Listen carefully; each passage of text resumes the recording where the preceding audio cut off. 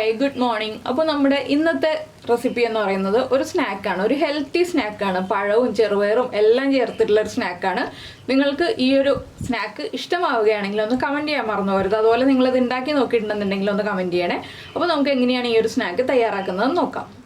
നമുക്ക് നമ്മുടെ ഇൻഗ്രീഡിയൻസ് നോക്കാം. നമ്മളിപ്പോൾ 2 ഏത്തപ്പഴം എടുത്തിട്ടുണ്ട്, അതിലേക്കായിട്ട് 1/2 കപ്പ് ചെറുപയർ എടുത്തിട്ടുണ്ട്, 1/2 കപ്പ് ശർക്കര എടുത്തിട്ടുണ്ട്, 1/2 കപ്പ് തേങ്ങ ചിരവിയത് എടുത്തിട്ടുണ്ട്.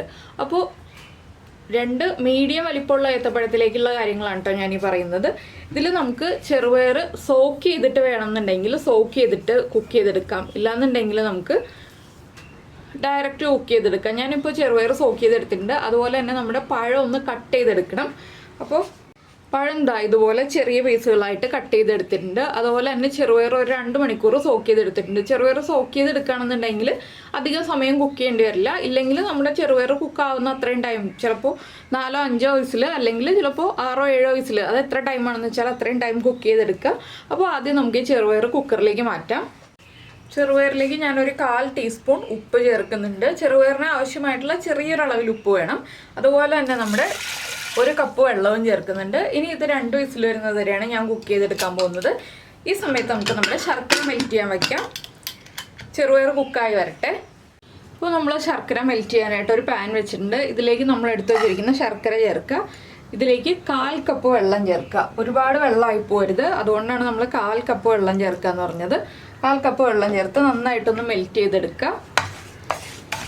പിന്നെ ഏലക്ക പൊടിച്ചു വെച്ചത് ഇല്ലാന്നുണ്ടെങ്കിൽ ഒരു 2-3 ഏലക്ക ഒന്ന് പൊടിച്ചു വെച്ചോളൂ. പഞ്ചസാര ചേർത്ത് പൊടിക്കുകയാണെങ്കിൽ വേഗം തന്നെ പൊടിഞ്ഞ് കിട്ടും. അപ്പോൾ ഈ കാര്യങ്ങളൊക്കെ നമുക്ക് ചെയ്ത് വെച്ചിട്ട് ബാക്കിയുള്ള കാര്യങ്ങൾ ചെയ്യാം. ഇപ്പോൾ നമ്മുടെ കുക്കറിൻ്റെ പ്രഷറൊക്കെ പോയി, കുക്കർ തുറന്നു. കുറച്ച് വെള്ളമുണ്ട്, ഞാൻ ആ വെള്ളം ഒന്ന് വറ്റിക്കാൻ വെച്ചിരിക്കുകയാണ്. ശർക്കരയും പാനിയാക്കി മാറ്റി വെച്ചു. ഇനി നമ്മൾ വേറൊരു പാനിൽ കുറച്ച് നെയ്യ് ചേർക്കുകയാണ്. ഇതിൽ കാഷ്നട്ട് ഓപ്ഷണലാണ് കേട്ടോ, നിങ്ങൾക്ക് താല്പര്യമുണ്ടെങ്കിൽ മാത്രം ചേർക്കുക.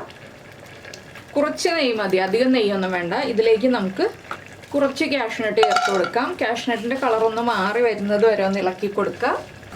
ലൈറ്റായിട്ടൊന്ന് കാഷ്നട്ടിൻ്റെ കളർ ചേഞ്ച് ആയി തുടങ്ങുമ്പോൾ തന്നെ നമുക്കിതിലേക്ക് റൈസിൻസും ചേർത്ത് കൊടുക്കാം. റൈസിൻസും ഓപ്ഷണലാണ്, ആവശ്യമുണ്ടെങ്കിൽ ചേർക്കുക, ഇല്ലെങ്കിൽ ചേർത്തില്ലെങ്കിലും കുഴപ്പമൊന്നുമില്ല. കുറച്ച് റൈസിൻസും ചേർത്തിട്ടുണ്ട്. ഇത് രണ്ടും ഒന്ന് കളർ മാറി റൈസിൻസൊക്കെ വീർത്ത് വരട്ടെ. ഇനി നമ്മുടെ കയ്യിൽ കാഷ്നട്ടും റൈസിൻസും ഇല്ലാന്നുണ്ടെങ്കിൽ നമുക്ക് തേങ്ങക്കൊത്ത് ചേർക്കാം കേട്ടോ. തേങ്ങക്കൊത്ത് നമ്മൾ ഉണ്ണിയപ്പത്തിൽ ചേർക്കില്ലേ, അതുപോലെ ചെറുതായിട്ട് കട്ട് ചെയ്തിട്ട് ചേർക്കാം. കാഷ്നട്ടും റൈസിൻസും ഇല്ലെങ്കിൽ മാത്രം മതി, ഉണ്ടെങ്കിൽ ഇത് മാത്രം ചേർത്ത് കൊടുത്താൽ മതി. ഇപ്പോൾ ഇതാ നമ്മുടെ റൈസിൻസൊക്കെ ഒന്ന് വീർത്ത് വരുന്നുണ്ട്, കാഷ്നട്ടും കുക്കായി വന്നിട്ടുണ്ട്. ഇത്രയും മതി. ഇത് നമുക്ക് വേറൊരു പ്ലേറ്റിലേക്ക് മാറ്റി വയ്ക്കാം.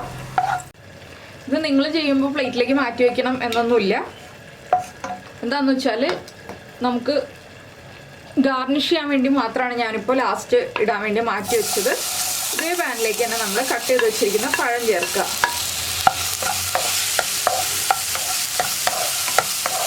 ഈ പഴം ഒന്ന് കളർ മാറി വരുന്നത് വരെ ഇളക്കി കൊടുക്കുക. നെയ്യ് കുറവാണെന്നുണ്ടെങ്കിൽ നെയ്യ് ചേർത്ത് കൊടുക്കാം. ഞാനിപ്പോൾ നെയ്യ് ചേർക്കുന്നില്ല, ചെറിയ അളവിൽ നെയ്യ് ചേർത്തിട്ടാണല്ലോ നമ്മൾ ചെയ്യുന്നത്, അതുകൊണ്ടാണ് നെയ്യ് ചേർക്കാത്തത്. അപ്പോൾ പഴം ഇനി ഒന്ന് കുക്കായി വരട്ടെ. ഇപ്പോൾ നമ്മുടെ പഴം കുക്കായി വന്നിട്ടുണ്ട്. ഇത്രയും മതി, വല്ലാതെ കളർ മാറി ഉടഞ്ഞൊന്നും പോകണ്ട. ഇതിലേക്ക് നമുക്ക് തേങ്ങ ചേർത്ത് കൊടുക്കാം. തേങ്ങയും കൂടി ചേർത്ത് തേങ്ങയിലുള്ള വെള്ളം ഒന്ന് വലിയണം. 1 മിനിറ്റ് ഒന്ന് ഇളക്കി കൊടുക്കണം തേങ്ങ ചേർത്തിട്ട്. ഇത് ഇങ്ങനെ തന്നെ കഴിക്കാനും നല്ല ടേസ്റ്റാണ്. ഇതിലേക്ക് കുറച്ച് പഞ്ചസാര ചേർത്തിട്ടുണ്ടെങ്കിൽ കുട്ടികൾക്കൊക്കെ നന്നായിട്ട് ഇഷ്ടപ്പെടുന്നൊരു റെസിപ്പിയാണിത്. പക്ഷെ നമ്മളിങ്ങനെയല്ല റെഡിയാക്കുന്നത്, നമുക്ക് ബാക്കിയുള്ള കാര്യങ്ങളൊക്കെ ചേർക്കാനുണ്ട്. നമുക്കിതിലേക്ക് ഇനി ഏലക്കപ്പൊടി ചേർക്കാം. ഒരു 1/2 ടീസ്പൂൺ ഏലക്കപ്പൊടി. ഏലക്കപ്പൊടിയും ചേർത്ത് നന്നായിട്ടൊന്ന് മിക്സ് ചെയ്തതിന് ശേഷം ഇതിലേക്ക് നമുക്ക് നമ്മുടെ ശർക്കരപ്പാനി ഒഴിച്ചു കൊടുക്കാം. ഒരുപാടൊന്നും തേങ്ങയുടെയും കളർ മാറിപ്പോരുത്, അതുകൊണ്ട് തേങ്ങ ചേർത്തിട്ട് ഉടനെ തന്നെ നമുക്ക് ശർക്കരപ്പാനി ഒഴിക്കാവുന്നതാണ്. ഇനി നിങ്ങൾക്ക് നല്ല മധുരം വേണമെന്നുണ്ടെങ്കിൽ 1/4 കപ്പ് ശർക്കര എടുക്കാം കേട്ടോ. ഞാനിപ്പോൾ ഒരു മീഡിയം മധുരമുള്ള രീതിയിലാണ് ഈ 1/2 കപ്പ് ശർക്കര എന്നുള്ള അളവ് പറഞ്ഞിരിക്കുന്നത്. ഇനി നമുക്കിതിലേക്ക് നമ്മൾ വേവിച്ച് വെച്ചിരിക്കുന്ന ചെറുപയറും കൂടി ചേർത്ത് കൊടുക്കാം. ചെറുപയർ കുഴഞ്ഞു പോകാതെ ഇതുപോലെ വേവിച്ചെടുക്കുക. ഇനി ഇതെല്ലാം ചേർത്ത് നന്നായിട്ടൊന്ന് ഇളക്കി മിക്സ് ചെയ്യുക. ഫ്ലെയിം കൂട്ടി വയ്ക്കുക, ഹൈ ഫ്ലെയിമിൽ തന്നെ വയ്ക്കുക. അപ്പോൾ ശർക്കര നല്ല ഡാർക്ക് കളർ ശർക്കരയാണ് നമുക്ക് കിട്ടുന്നതെന്നുണ്ടെങ്കിൽ കുറച്ചുകൂടി കളർ ഉണ്ടാവും. എൻ്റെ കയ്യിൽ ഇപ്പോൾ അത്ര ഡാർക്ക് കളർ ശർക്കരയല്ല, കുറച്ച് ലൈറ്റ് ഷെയ്ഡ് ശർക്കരയാണ്. അപ്പോൾ ഇനി ഇതൊന്ന് നന്നായിട്ട് മിക്സ് ചെയ്ത് ഈ ശർക്കര പാനി ഒന്ന് വറ്റിച്ചെടുക്കണം.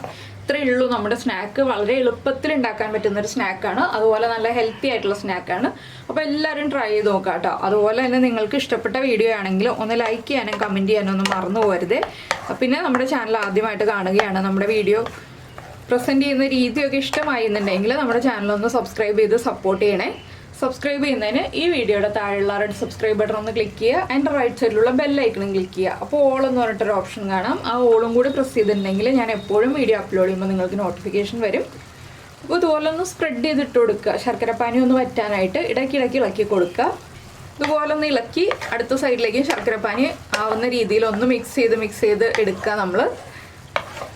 പിന്നെ നിങ്ങൾക്ക് ലാസ്റ്റ് മതി തേങ്ങ നന്നായിട്ട് ചവയ്ക്കാൻ കിട്ടണം എന്നുണ്ടെങ്കിൽ ഇതുപോലെ ചേർക്കേണ്ട, ലാസ്റ്റ് ചേർത്ത് കൊടുത്താൽ മതി. പക്ഷേ എന്താണെന്ന് വെച്ചിട്ടുണ്ടെങ്കിൽ ഇതുപോലെ ആ നെയ്യിലൊക്കെ ഒന്ന് ചെറുതായിട്ട് തേങ്ങ റോസ്റ്റ് ആയി വരുമ്പോൾ അതിൻ്റേതായിട്ടുള്ള ടേസ്റ്റ് ഉണ്ടാവും. പിന്നെ ഏലക്കപ്പൊടി ലാസ്റ്റ് ചേർക്കണം എന്നുണ്ടെങ്കിൽ ലാസ്റ്റ് ഒരു 1/4 ടീസ്പൂണും കൂടി ചേർത്ത് കൊടുക്കുക കേട്ടോ, കൂടുതൽ ഏലക്കയുടെ ഫ്ലേവർ താല്പര്യമുണ്ടെങ്കിൽ. അതൊക്കെ നിങ്ങളുടെ ചോയ്സാണ്, ഞാനിങ്ങനെ പറഞ്ഞു എന്ന് മാത്രമേ ഉള്ളൂ. ഇനി നമുക്കിതിലേക്ക് നമ്മൾ റെഡിയാക്കി വെച്ചിരിക്കുന്ന കാഷ്യൂനട്ടും റീസിൻസും ചേർത്ത് കൊടുക്കാം. ഇത് നമ്മളിപ്പോൾ ഒന്ന് പ്രസൻറ്റ് ചെയ്യുമ്പോൾ നമ്മുടെ വീട്ടിലുള്ള ആളുകൾക്കാണെങ്കിലും നമ്മളൊന്ന് പ്രസൻറ്റ് ചെയ്യുമ്പോൾ ഇതൊന്ന് ഇട്ട് കൊടുത്തിട്ട് സെർവ് ചെയ്യുകയാണെങ്കിൽ കൂടുതൽ കാണാൻ ഭംഗി ഉണ്ടാവും, നമ്മുടെ പഴത്തിൻ്റെ കൂടെ മിക്സ് ആയി പോകുന്നതിനേക്കാൾ. അതുകൊണ്ടാണ് ഞാൻ ലാസ്റ്റ് പ്രസൻറ്റ് ചെയ്യാൻ വേണ്ടി ഇതുപോലെ എടുത്തു വെച്ചത്. അപ്പോൾ ഇത്രയേ ഉള്ളൂ, പരിപാടി കഴിഞ്ഞു.